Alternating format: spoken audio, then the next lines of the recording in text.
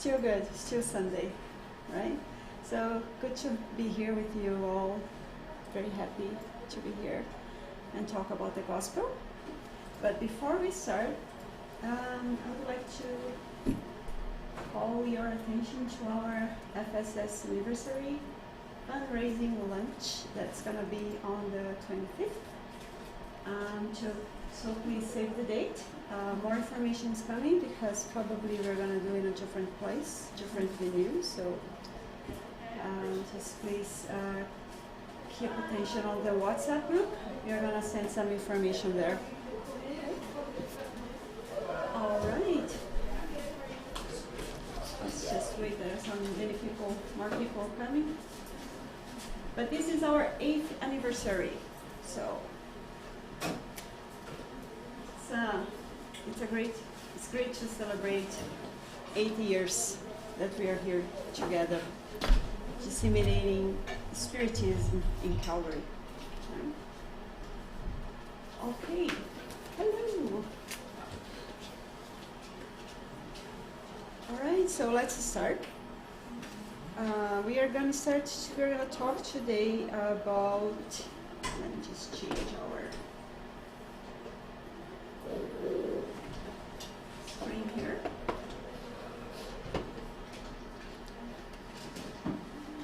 Our talk today is about the Jesus word. You must be born again. There's some technical issues here.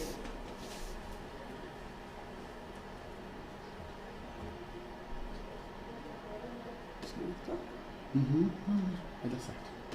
Okay.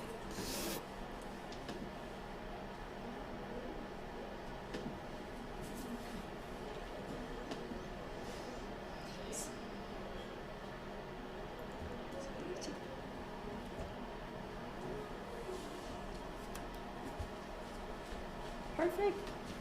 Thanks so much. Okay, let's go start with this text number 110 from The Way, the Truth, and the Life. It's a book from Francisco Cândido Xavier by the Spirit Emmanuel.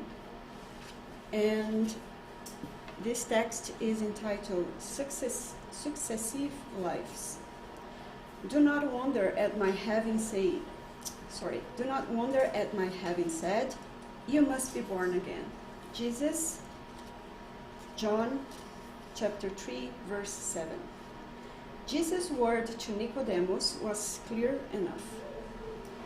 Deviating from it to senseless interpretations might be understandable within the organized clergy attentive to the injections of the human struggle, but never amongst minds who love the real truth.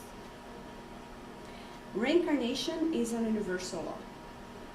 Without reincarnation, earthly existence would be a vortex of disorder and injustice. Under its light, we are able to understand every pain-filled occurrence along our pathway. Humanity has not yet grasped the full extent of the divine mercy in the process of redemption and readjustment. Among humankind, criminals are often condemned to cruel punishments, such as death or prolonged suffering. Providence, however, corrects lovingly. It does not put offenders in damp, infected prisons.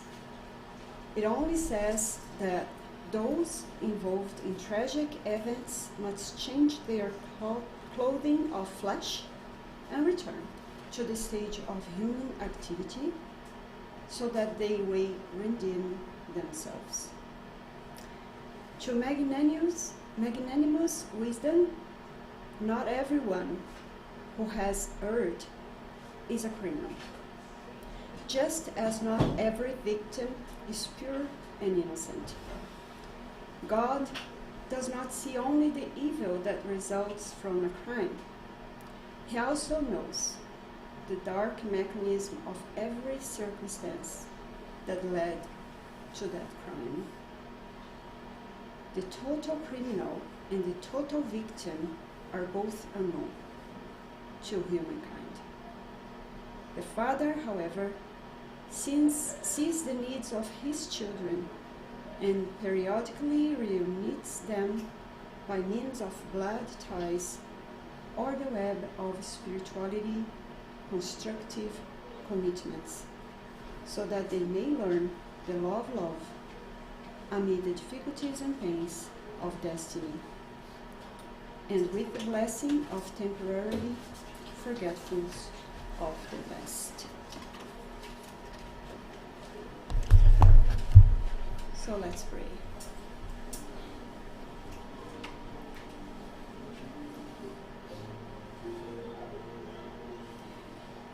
Lord, we are here all together with our hearts open to your light, the light that comes from your words, your gospel. Help us, Lord, to understand the deep meaning of your teachings. Help us, Lord, to have a better understanding of your laws,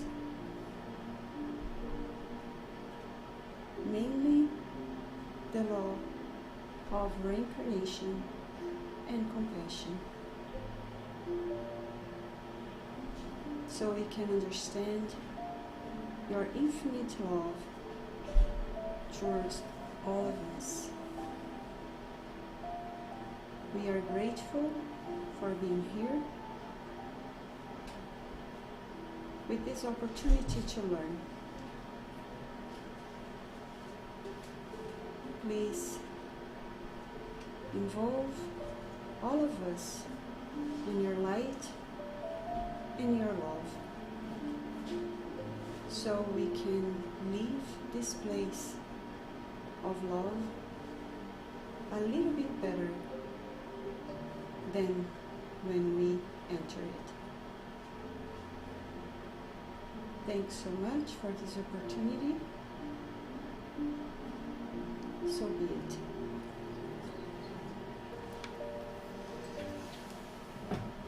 Hello everyone. Hi guys. There are more chairs here in front and other ones here. Good to see all of you. Hello. Hi, hello. Hello. Hi. Thank you. Perfect. Well, that's what I want to talk today. You must be born again. And how does Spiritism help us to understand Jesus' words? So, any guess what you're going to talk about today? Reincarnation. Reincarnation. Multiple lives, right? I believe that everybody here had heard about this before, right? So, but it doesn't hurt. Study a little bit more again, because there's so much to learn. Every time that I learned or that I try to review some laws, some divine laws, and reincarnation, as Emmanuel says, is a universal law, I learned a little bit more. This is the third time that I do this lecture, that I do this talk, and I learned a little bit more every time. And today we are going to use not only the Gospel, but also the Spirit's book, right? And mailing a text that has 9 pages, and I highly recommend you to go through. It's on the Spirit's book, questions 222, where Kardec will explain a little bit deep the concept of reincarnation. And also would like to just give a general idea of what science says about reincarnation. And try to summarize all these talks and see what we learned from them. Let me just turn off this because I was cold and now I'm very hot. I'm cold, hot. All right. Okay, so just another information that maybe you don't know is that the Spiritism is not the only religion that talks about reincarnation. We have Buddhism and we have Islamism that talks a little bit. Some of Muslim people, they believe in reincarnation, but not all of them. Another one that I forgot. Hinduism. Thank you. Thanks so much. Yeah.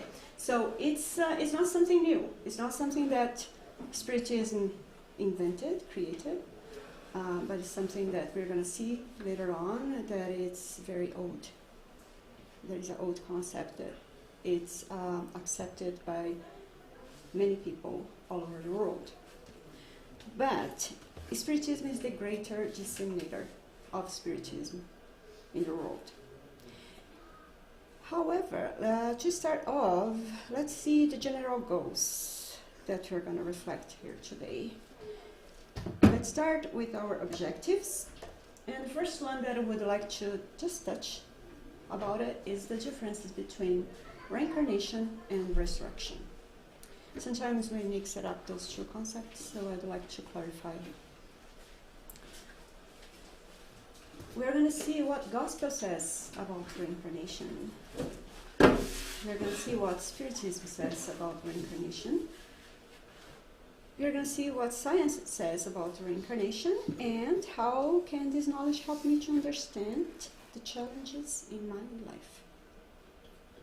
How can I apply all those knowledge in my life? And that's the main goal, right? So it doesn't matter if we learn a lot about Spiritism, Gospel, and everything, if we don't apply it to our lives, and that's the main goal that we are invited to do. Okay, so let's start with the concepts of reincarnation and resurrection. And please, if you have any comments or any questions, interrupt me, just raise your hands and say, hey, I'd like to add something or ask something. Okay, this is like a conversation, more like a conversation. It should be more like a conversation. Okay, so resurrection and reincarnation. So let's see, what do you think that resurrection, that the differences between both concepts? Let's start with that. Resurrection would be coming back in the same body. Mm-hmm. Oh, okay. Yeah, a little star for you. Yeah, this is what the Gospel according to Spiritism. Kardec will provide this explanation there, and that's real. That's right. So it's a presuppose, like resurrection presupposes a return to the same physical body. We have at the Gospel one passage that talks about resurrection. This is about Lazarus. I don't know if you guys remember that passage. Lazarus was Mary and Martha's brother, very close friend of Jesus.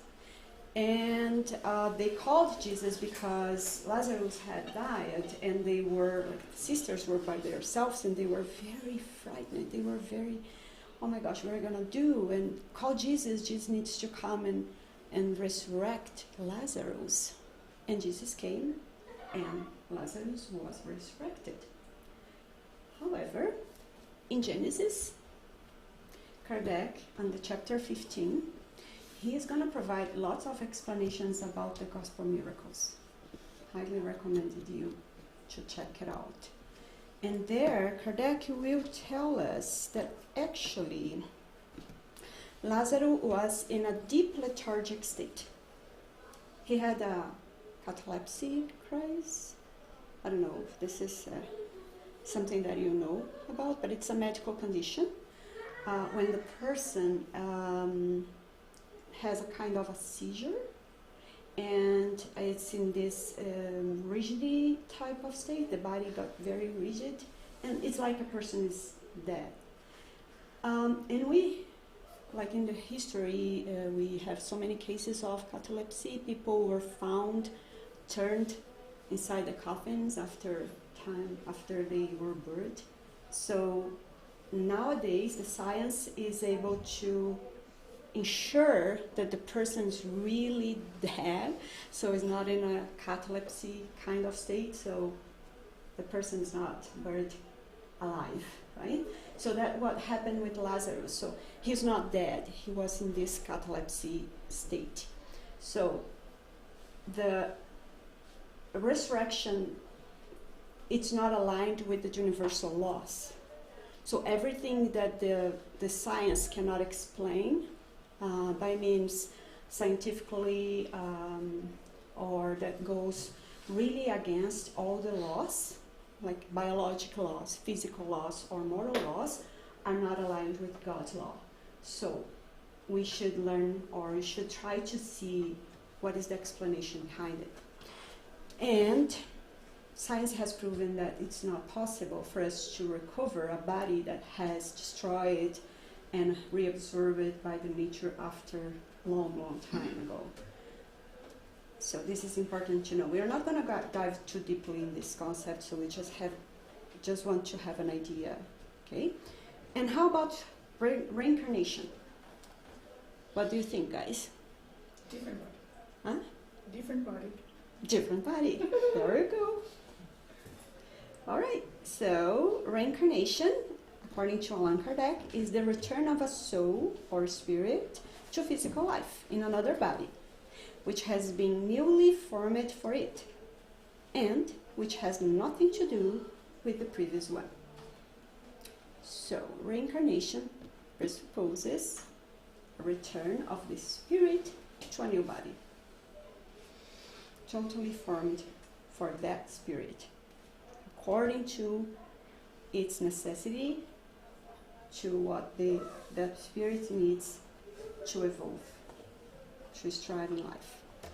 Okay, so those is just a little, so that you have a little understanding about what those two concepts means, because we are going to talk here about reincarnation, which is a universal law, and so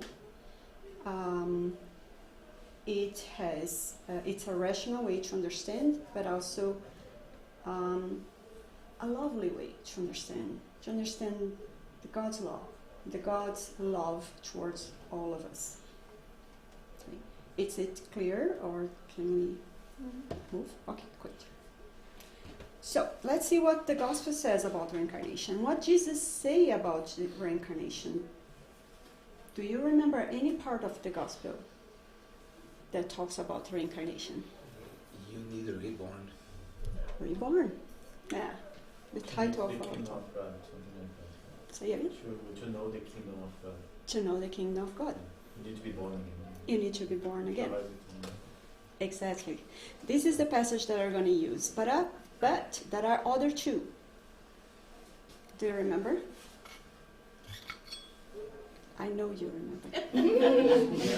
I've contributed already. Come on, speak I'll up. let someone else. Is that from Kardec that says there are many houses in my father's many?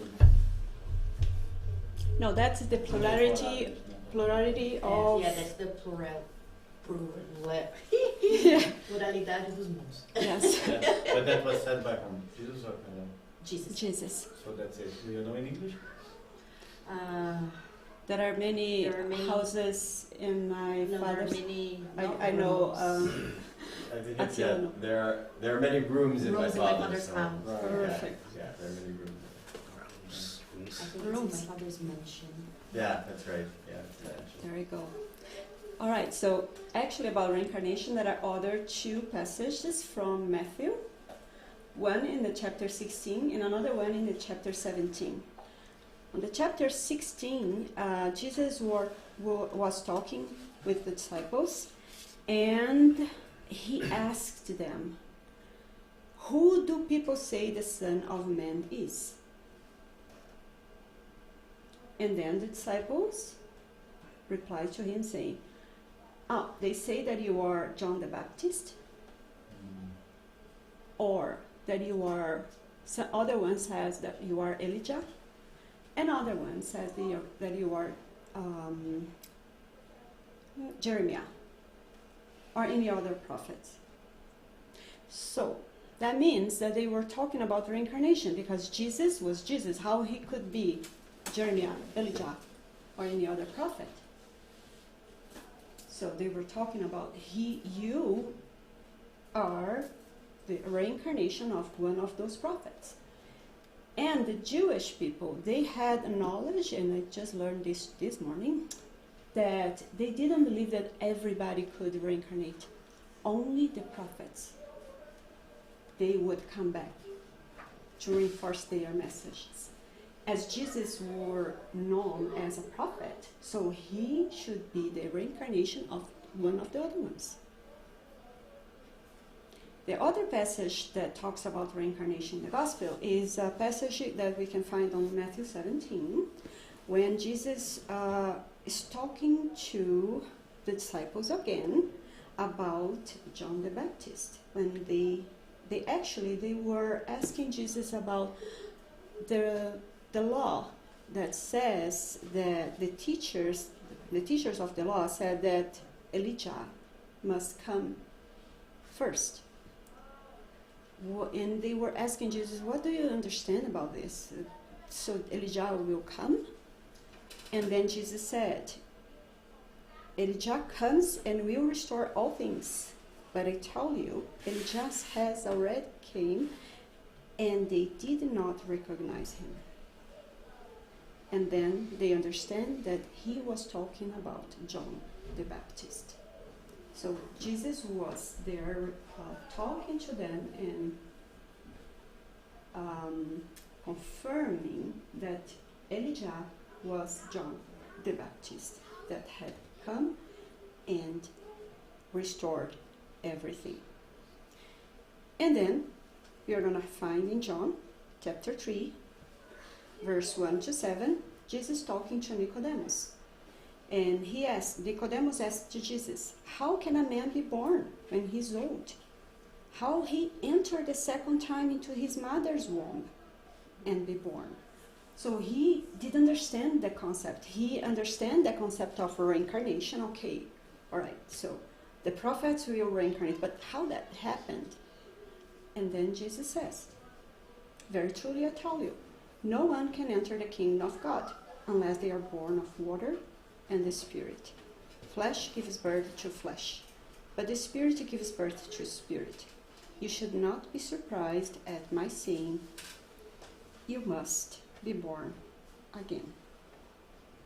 So Jesus, with all his authority, confirmed, you must be born again. He did not explain all the concepts behind the reincarnation, because if you read all the chapter of this passage, you will see that Nicodemus asked that, but how that happens? And then Jesus said, if you are the doctor of the law and you don't know these things, and if you don't believe in things that I talk to you about the normal things, you're not going to believe me if I talk to you about the earth, the spiritual things. How Jesus could explain to him the process of reincarnation, as we can see in the Andrea Luiz books, And we can see the misinterpretation looking at this passage compared to how a lot of Christian religions do their baptism, the concept of being interpretation. their interpretation, and which we respect. Yes. Totally, but like Emmanuel says, we are searching for the truth. And if we are searching for the truth, it's important for us to change our point of view and try to understand the concept the way that was provided to us. There are so many interpretations, but how does the Spiritism interpret this passage? For us, it's a confirmation that reincarnation is a universal law, and Kardec, on the chapter 4, the Gospel of the Spiritism, will tell us that if reincarnation was not part of the God's law, it was erroneous if it was an erroneous belief, Jesus had opposed to it. He had done as he had done with so many other beliefs, but he gave his authority by saying, you must be born again. So we have the confirmation from Jesus that reincarnation is a fact. Now we are going to see what Spiritism has to say about reincarnation. Do you have any questions about this passage, guys? There is one, Sonia, that I was reading yesterday. I was trying to find it here, but the internet's a little strange. But Jesus at home, Jesus in the house, or something like that. I think we have this translation in English. Yes, in we have. chapter number 3, Jesus brings an analogy. Right? That book is really interesting, right? Because that book brings, if we understand, believe it, right? Passages of Jesus there are not in the Bible. So that's really interesting for everyone to read. Jesus at home, Jesus in the house. From Neo Lucy. Yeah. And he always brings those analogies, right? There's one that he brings the analogy of the bread to a family. There's another one that brings the analogy of cooking, right? Oh, yeah. And this one that I was referring to, he brought the analogy of the seed of the tribu. Wheat. Wheat, right? That each of us is a seed that's planted on, dark sand, dark dirt, right? That we have to be exposed to that, but we inevitably grow. We grow towards the sun. That's his analogy, right? And then Peter asks, but what about those who know the gospel already, who know the truth already, who know the religion already, and choose not to do the right thing? That's more or less what Peter asks, right? And he says, inevitably, there will be storms, there will be wind that will make those seeds move, right? Yeah. Inevitably, they will also grow and find the sun, right? So his analogy is very linked to what you're saying here, which is, this suffering, right? That those spirits who already know the truth but choose not to live it, right? They will inevitably go through those movements that at some point they will do the right choice, do the right thing, and choose Jesus' path, right? That's so right. These showers and these rainy days and this wind, right, is could be another analogy for this, for reincarnation, right? They will be struggling for some time until they reconnect with God. That's right. That's the purpose, the deep purpose of reincarnation. Thanks so much for bringing this passage from this book. This book is amazing. It's very good to be used for the gospel at home, because it provides so many reflections about our daily days. And Jesus he uses all type of analogies to help us to understand his words, his teachings. And the one that Bruno brought to us, it's very clear to see how is our evolution process. Describe it very well. And reincarnation is connected with the two laws, the law of progress and the law of evolution.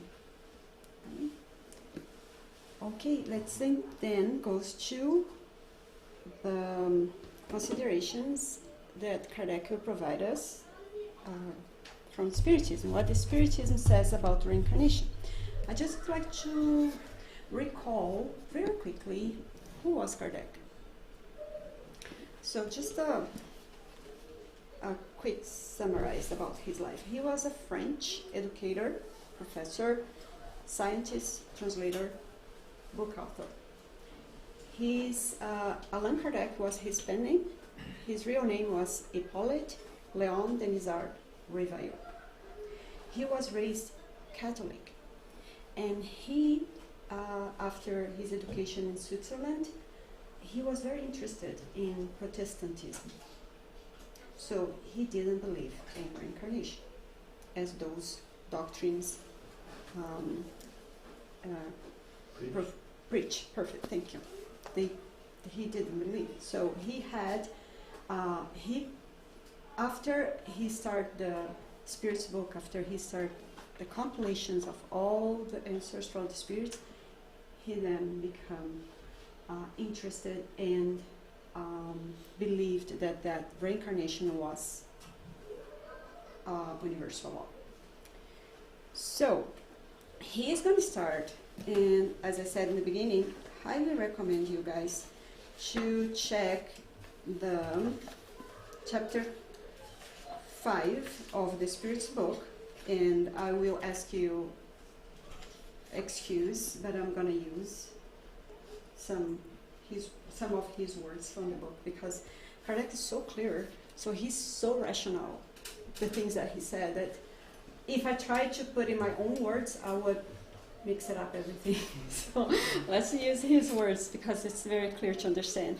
And the chapter 5, question 222, Kardec, you're going to bring us considerations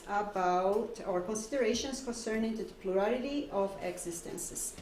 So highly recommend you guys to read. I'm going to just provide you a very, very short summary about what he says, because as I said, there are 9 pages here that he is talking about reincarnation. It's great. It's great. I love it. As I said, I have done this talk 2 times before, and it's the first time that I noticed about these considerations that he talks about reincarnation only. So I said, okay, it's a good opportunity to explore a little bit better this topic. All right, so he's going to start this chapter talking about the dogma of reincarnation by saying that it's not new. It's merely a revival of Pythagoras, sorry about the pronunciation, it's hard to say this word. It's Pythagoras for the Brazilians. Pythagoras theory. Pythagoras had lived around 500 years before Christ, okay? And he borrowed actually from the Indian and Egyptian philosophers. So he didn't create the concept of reincarnation. He borrowed from those ancient people. And then we will have Socrates and Plato with the same theory about multiple lives, about immortality, and they also lived around 400 and 300 before Christ. So the theory of reincarnation was not brought by Christ and was not brought by Spiritism. It's something that is very, very old on time. And the argument that Kardec will provide us about this is very important when he says that the ancient roots of this doctrine should therefore be considered an argument in its favor rather than an objection. So, he would then say that the spirits, besides reincarnation doctrine is very ancient, and all those philosophers had talked about it. The spirits presented this dogma in a manner that is more rational, more compliant with the natural law of progress, and more in harmony with the wisdom of the Creator. So the spirits provided a rational understanding about the reincarnation. The philosophers, they considered reincarnation in animals and plants, but the spirits will bring us a better understanding, rational, and complying with the universal laws. And Kardec will give us, actually, for those that are more interested to learn more about reincarnation, please check the chapter 4, the plurality of existences, where we are going to see many questions here about reincarnation.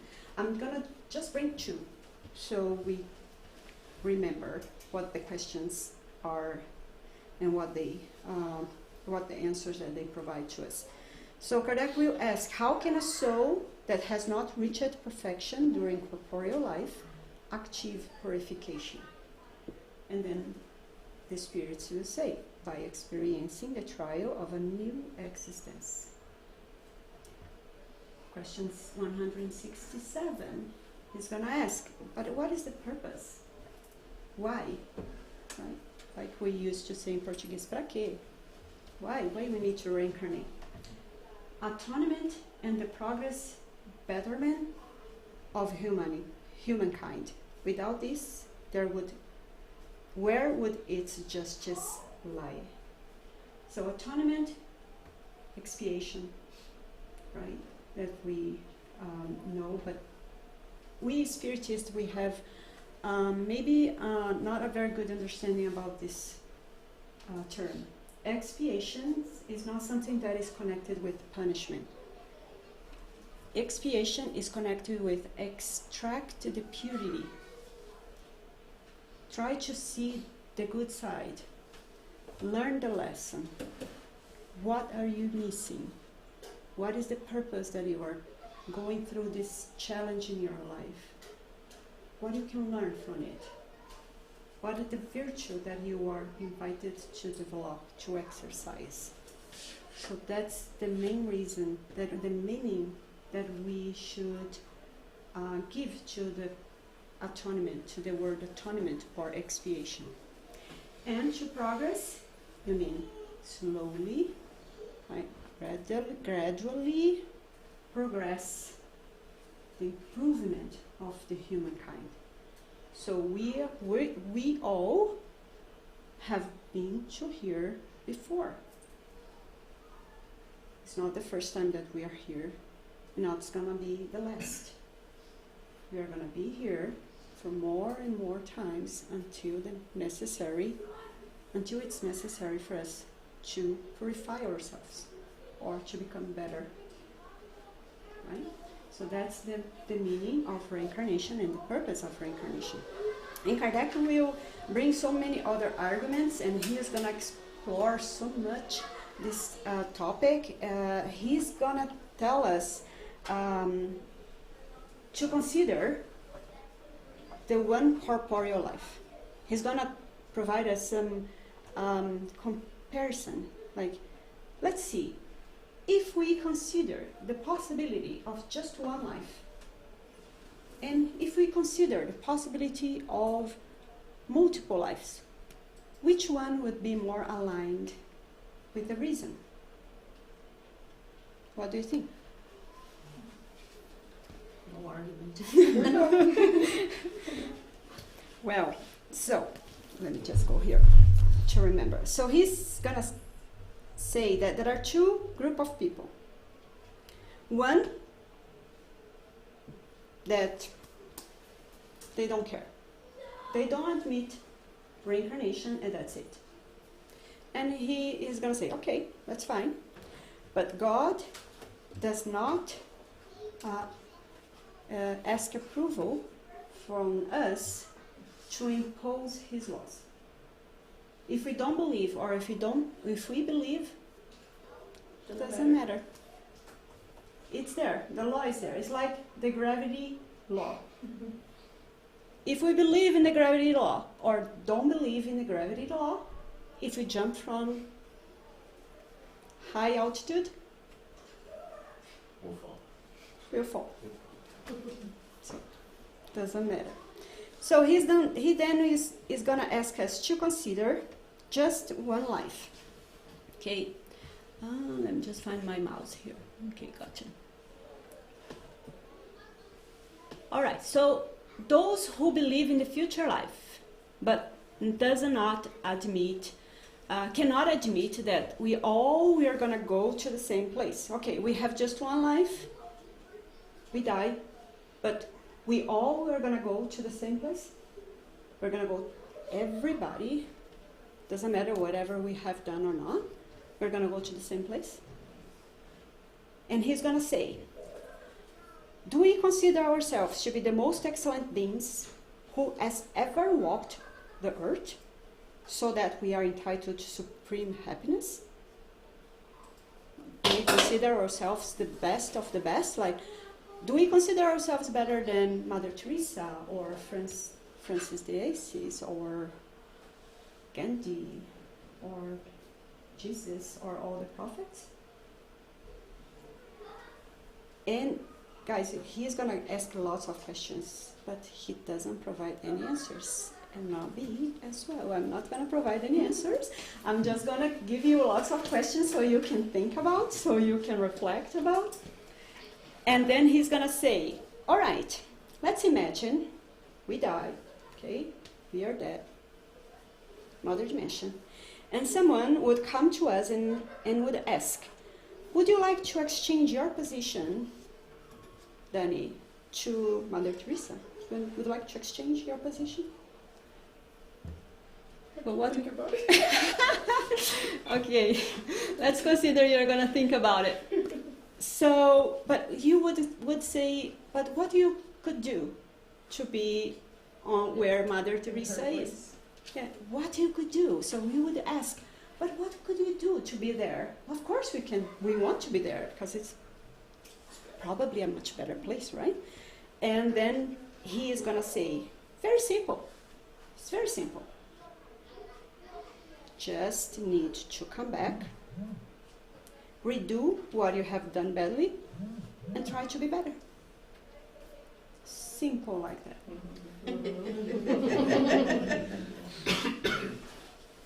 No secrets. Simple and easy are different things. Totally. Totally. It's simple. However, It's hard work.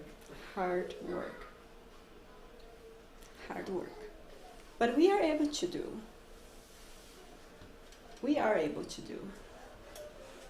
As long as we really want to do. Right? We need to want to do. And he's going to provide other examples that are amazing. That you say, oh my God, why I didn't think about this before. It's like, if you do something wrong, you have the chance, God in His supreme goodness and justice will give us another chance to redo whatever we have done wrong. And this proves His love towards us, His infinite love and compassion. So then we see that reincarnation is aligned with the compassion and love law. Because provide us a way to not be suffering for the eternity. So how we as parents, our sisters, brothers, could see our beloved ones suffering, an eternal suffering, and we are going to be there just looking and praying and doing nothing? So it's just the reason that Kardec explained this. He says, let's see which one is aligned with the reason.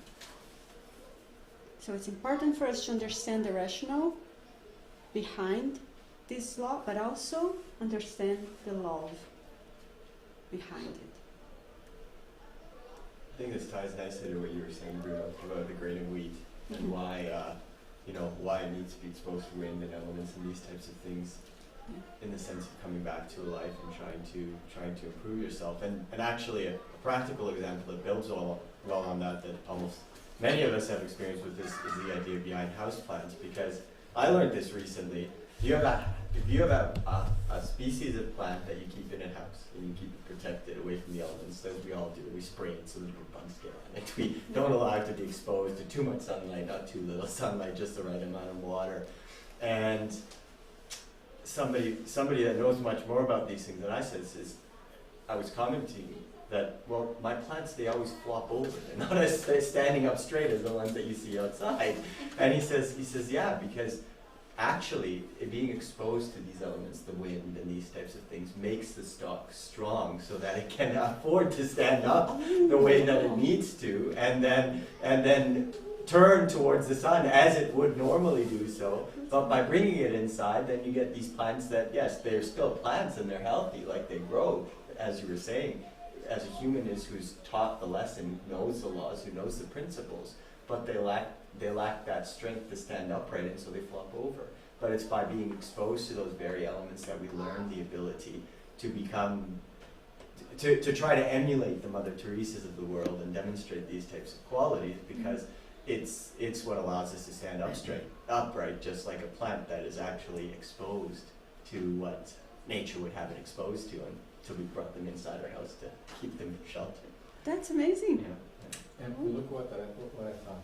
Aren't we those parents then that keep our children silent, Oh yeah, I not wish. being exposed? Fair point, right? Yeah. They also have to be exposed. Exactly. So they go. Actually, they are already exposed because they are here with us. Yeah, that's right. And the corporeal life is the only way that we can be exposed. Otherwise, you're going to be in the realm, the spiritual realm.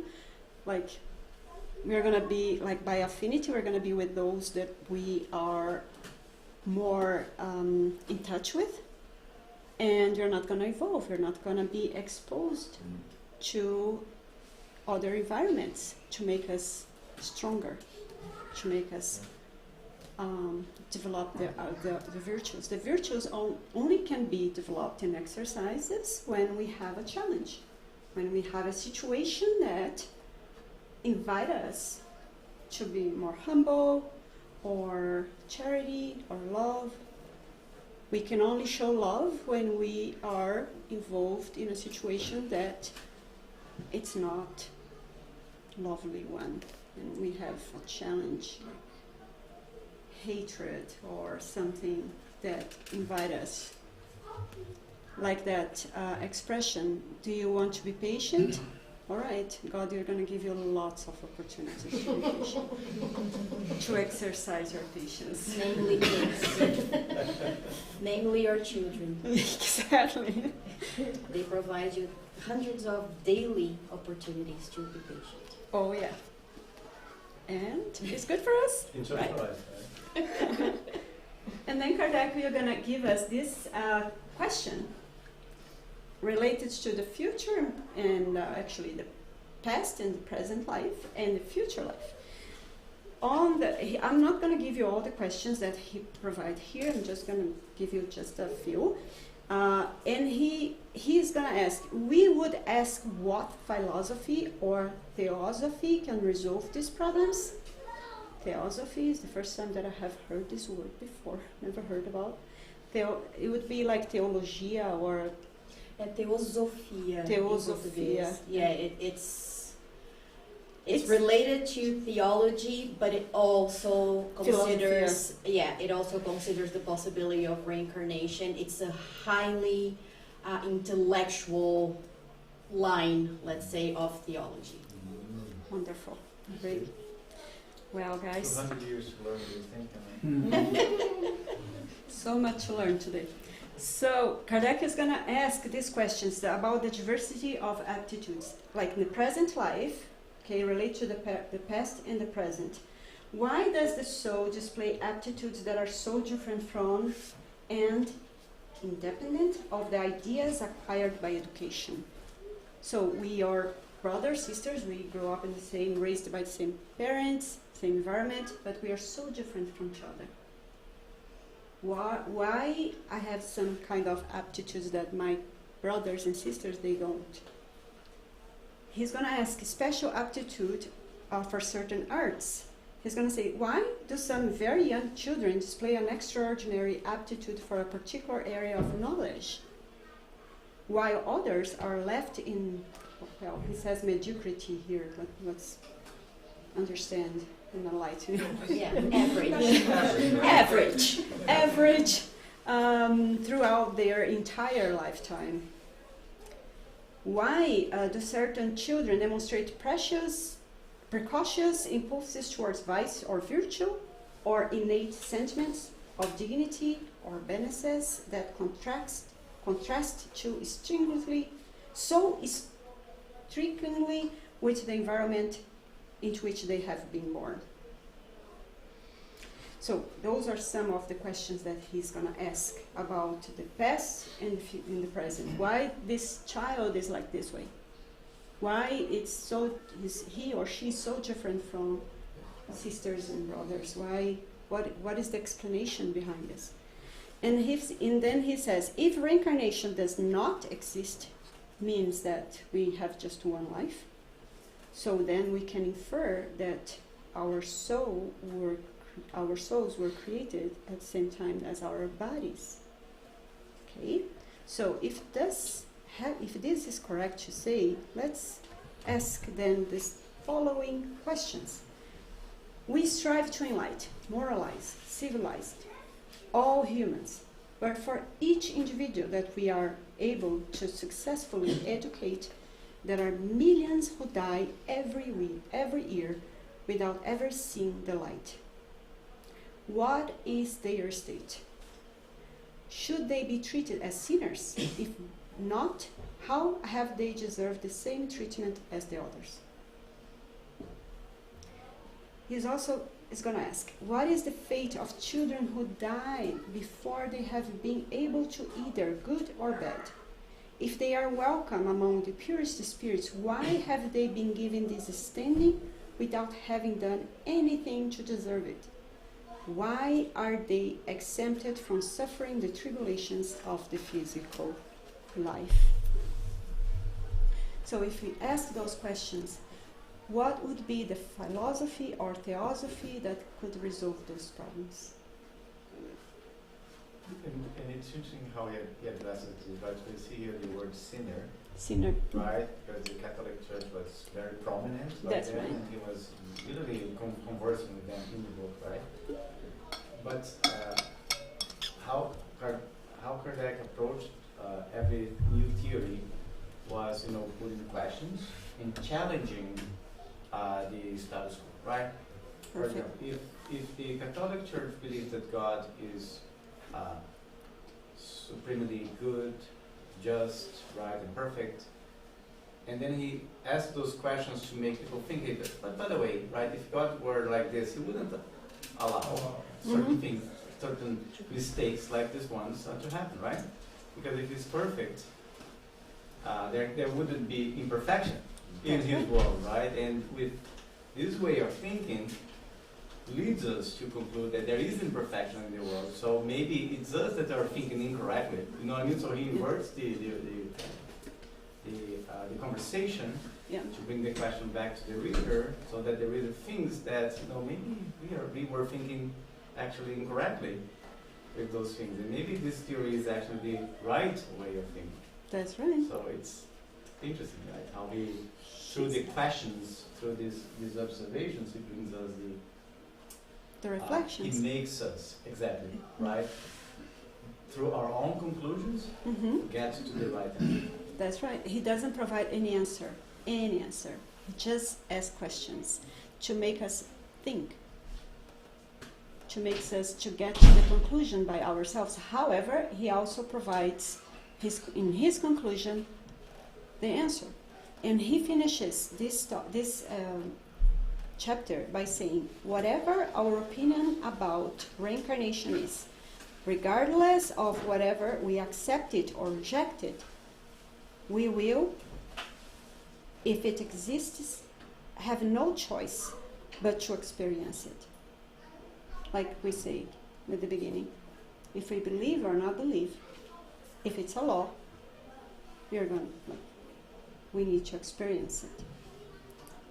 The crucial point here is that the Spirit's teachings are predominantly Christian.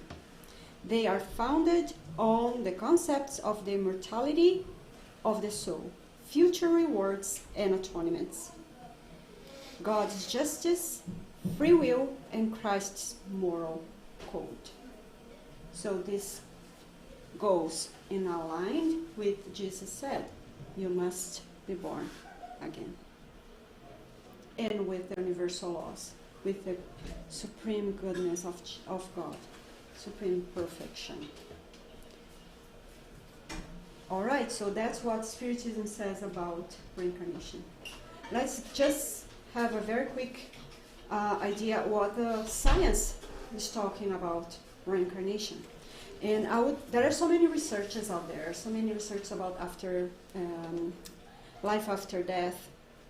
and provided by scientists, physicians, philosophers, so many people. But I would like just to highlight this research that was provided by a scientist called Ian Stevenson. Okay, he had studied the cases of reincarnation type, which is called quartz. Ian Stevenson was a Canadian-born American psychiatrist. He was the founder and director of the Division of Perceptual or Perceptive Studies at the University of Virginia, and he is author of the 20 Cases Suggestive of Reincarnation. That was published in 1966. That involved cases that he collected, studies in India, Ceylon, which is Sri Lanka, Brazil, Alaska, and Lebanon. More than 50 years of research on children's past life memories in different countries or in different cultures. More than 2,500 cases of young children who claimed a past life have been recorded in the files of this division of this university in the United States. So, by his research, it's clear to see that there is something there to investigate. There's something there that tell us that reincarnation is a fact. And the science is collecting even more cases every day. Not only about quartz, but also about near-death experience or hypnosis. Lots of cases that people that remember they had a past life.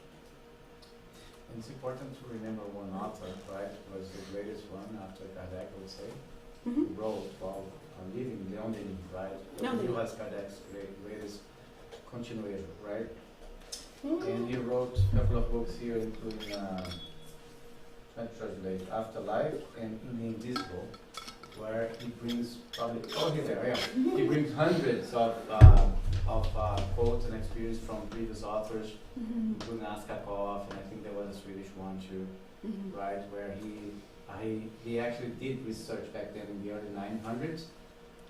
Everything is documented, right? Just after Kardec died, so Kardec spiked, right, this movement, and then lots of intellectuals were starting to, actually they converted themselves to Spiritism, right, like Camille Flammarion and others, right? They were investigating, using science to prove. So all of this is, I'm not sure whether this science keeps in circles, right? Keeps coming back, but all of this has been proven for at least 1 century. And they were scientists too.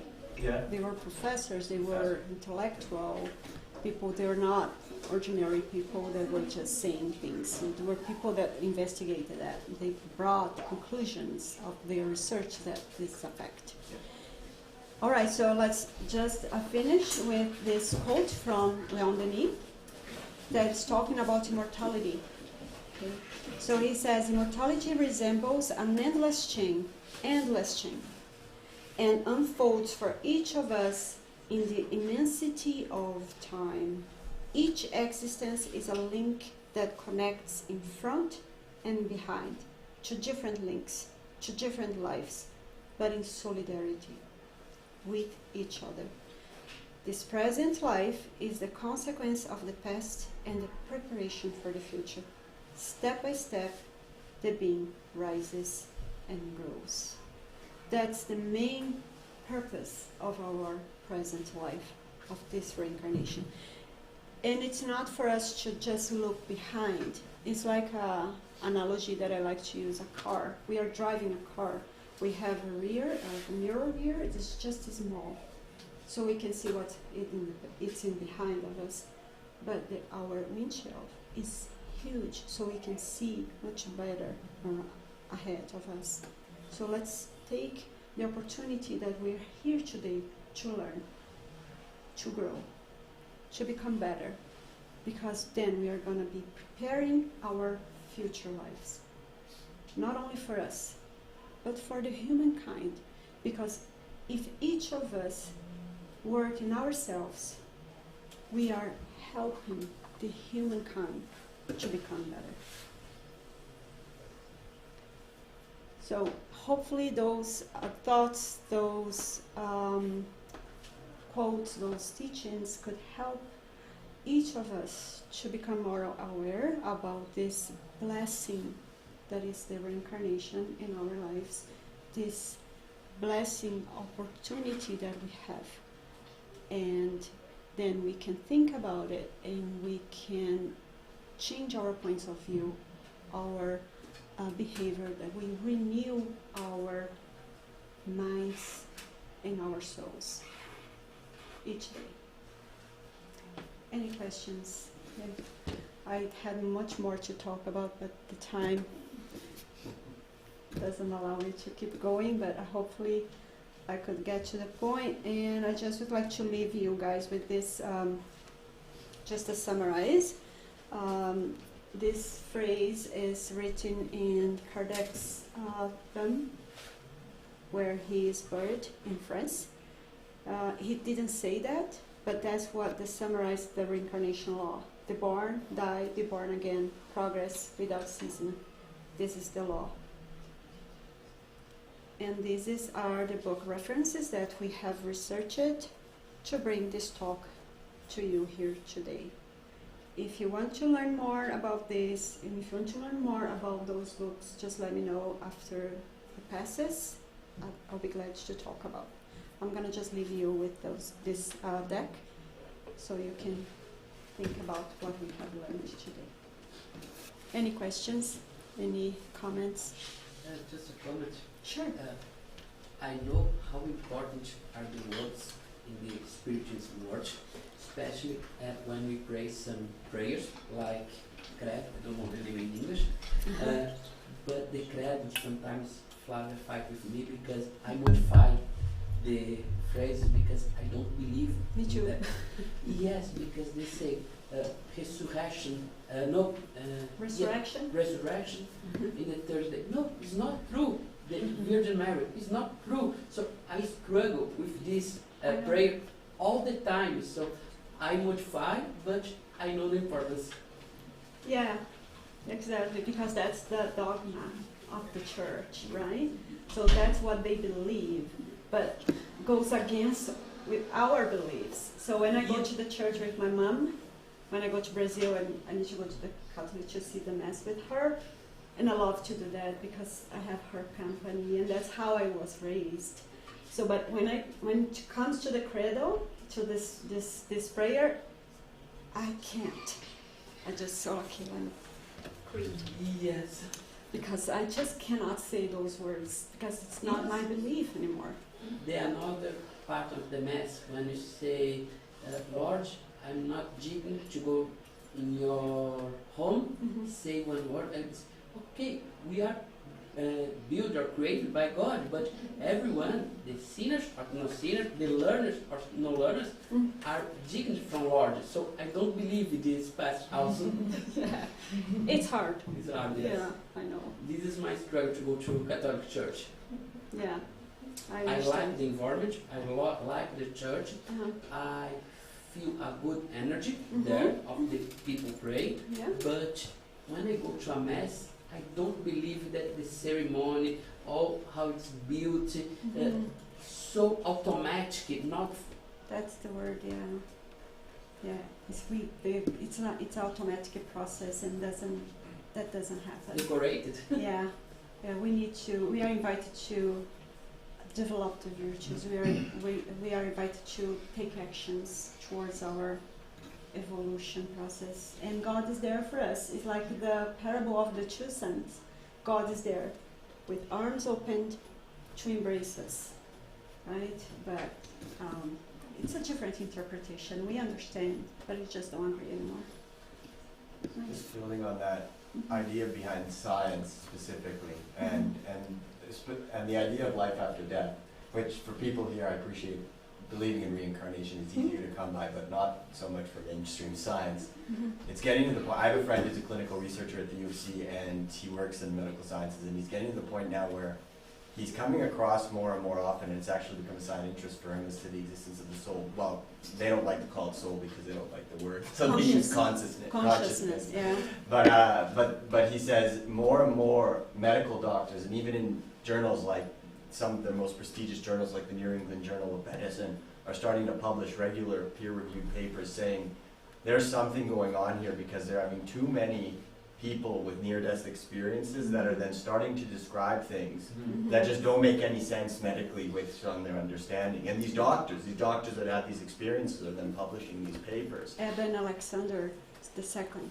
Yeah, fair, absolutely. And I mean, there are particular names, like, it escapes me as to the individuals who are doing it, but it's just this idea that they're getting to the point now where even the medical community is having to accept as a theory that there's a consciousness that continues after you physically stop having blood beat through and neurons fire in your brains. Yeah. And I'm excited, but I'm very interested to see if in, you know, a decade or two, once the medical community actually accepts this as a potentially valid principle, what that means for everything else that they're doing, because then it will be essentially as if the mainstream medical community is now accepting that this principle that for a long time they doubted or even overtly opposed is now an underlying basis as to how they understand what comes at the end of the life. And it's coming. So to your point about what it is, like, these early steps are just the next, and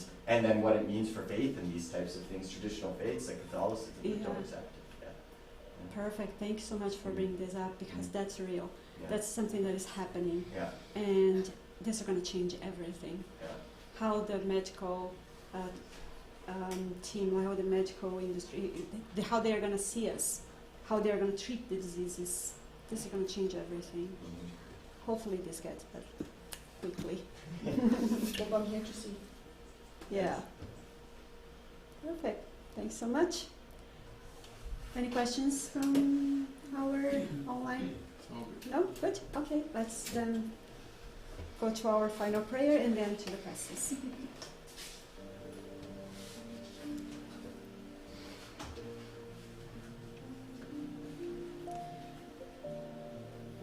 Lord Jesus, we are very thankful for our reflections today. Thank you for providing your light to our hearts, to our minds. Helped us to think about your words more deeply, to see the profound meaning of your teachings, to understand our lives, to understand the purpose, the meaning of our lives, and the purpose and the meaning of lives of everyone here with us in this earthly school, that help us to learn the universal laws, a little bit more about the universal laws and how they can impact our lives, how they can make our lives happier and better. Thanks so much for this opportunity, Master. Thank you so much, all the spirituality that is here with us in this moment. Let the peace from Jesus and His love be with us now, here, and ever. So be it.